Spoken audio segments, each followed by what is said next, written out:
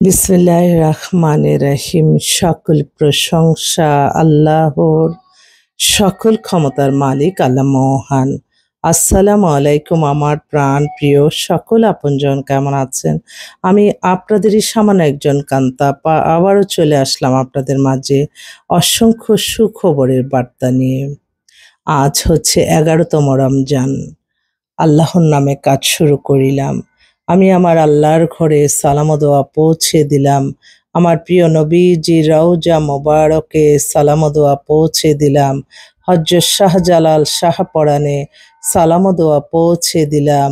আজমির শরীফে সালাম ও দোয়া পৌঁছে দিলাম। মাইজবান্ডার শরীফে সালাম ও দোয়া পৌঁছে দিলাম। আল্লাহর নামে কাজ শুরু করলাম। আজকে হচ্ছে 12/3/2025 সাল। আমি আপনাদের মাঝে প্রতিদিনই আসছি এবং এই প্রতিদিনই যাতে আসতে পারি সেই দোয়া সকলের কাছে চাচ্ছি। আমাদের এই প্রতিষ্ঠানটা হচ্ছে পাত্রপাত্রীর সন্ধান দিয়ে বিয়ে শাদীর একটা মাধ্যম। আপনারা যোগাযোগ করতে পারেন। যোগাযোগের নাম্বারটা বলে দিচ্ছি 01971860261। আরেকটা নাম্বারও আছে 01711860261। আপনারা আসবেন ইনশাল্লাহ। আমাদের প্রতিষ্ঠান প্রতিদিনই খোলা আছে। সকল প্রশংসাই আল্লাহর, আমরাও ছিলাম মাত্র। এই মুহূর্তে আসলে বেশ কিছু পাত্রপাত্রী দুইটাই অনেক এক্সক্লুসিভ আসছে, তাদের কথা আমি একটু বলছি। আমার এক বোন, ও হচ্ছে বিসিএস অফিসার। ও এখন লন্ডনে একটা কোর্সে গেছে, চলে আসবে। ওর বয়সটা এখন 36-এর মতো, 5 ফিট 3 লম্বা, নামমাত্র একটা ডিভোর্স আছে। ওর জন্য একটা ভালো ছেলে চাচ্ছে। আরেকটা বোন দেশে আছে, ও বিসিএস দেওয়া, ওর হাজবেন্ড মারা গেছে, 45-এর মতো বয়স। ও একটু জরুরি ভিত্তিতে একটা ভালো ছেলে চাচ্ছে তার স্ট্যাটাস অনুযায়ী। আরেকটা বোন, সেও বিসিএস দেওয়া, তারও হাজবেন্ড মারা গেছে, ওর বয়স হচ্ছে 50, কিন্তু সে বিয়ে করবে। যে যার যার বিয়েটা যার ফরজ, যে কিনা কোনো অন্যায় কাজ করতে পারবে না, সেই কিন্তু বিয়ের ব্যাপারে এগ্রি হয়, আপনারা মনে রাখবেন। এবং আল্লাহর ভয় যার মধ্যে আছে, আমি এটা প্রতিটা সময় অনুভব করি।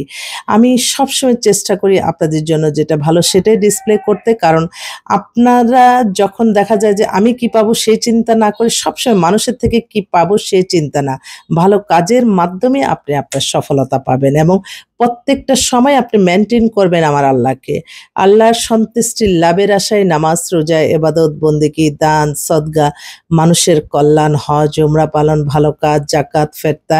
আপনারা হয়তো এমন একটা মানুষ দেখবেন যে সে কিন্তু মানে দেখলে বোঝা যাবে না যে সে আসলেই সমস্যাগ্রস্ত, অভাবগ্রস্ত।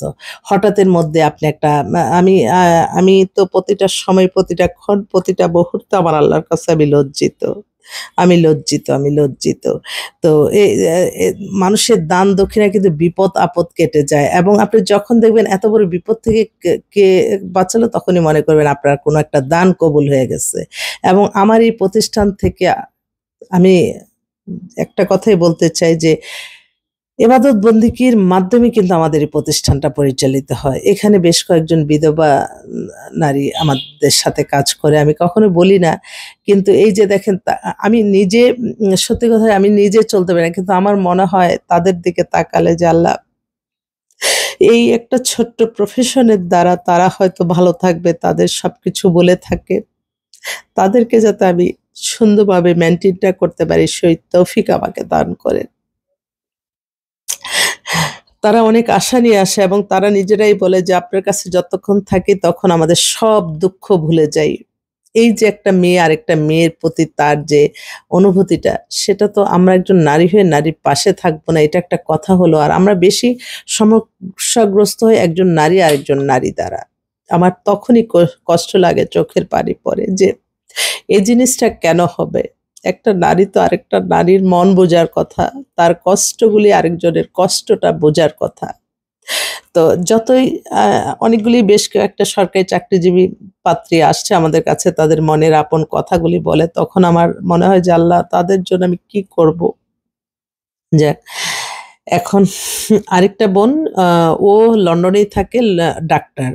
ডাক্তার, ওর জন্য একটা ভালো ছেলে চাচ্ছে। ও আচ্ছা, আচ্ছা, খুব ভালো তো, একটা মেয়েটা ডাক্তার। আম লন্ডনে ওরা সপরিবারে থাকে। ওরও একটা নামমাত্র ডিভোর্স হয়েছে, ৩৬ এর মতো বয়স। ওর জন্য একটা ভালো ছেলে চাচ্ছে। আর এছাড়াও আরো বেশ কিছু পাত্রী আসছে, পাত্র আসছে। আমি আবারও আসবো। আমার একটা ভিডিও মনে হয় ছাড়ছি, সেটা আবার কথা শোনা যাচ্ছে না। এখন সেজন্য আবার আসলাম। তো আপনারা আসবেন ইনশাল্লাহ।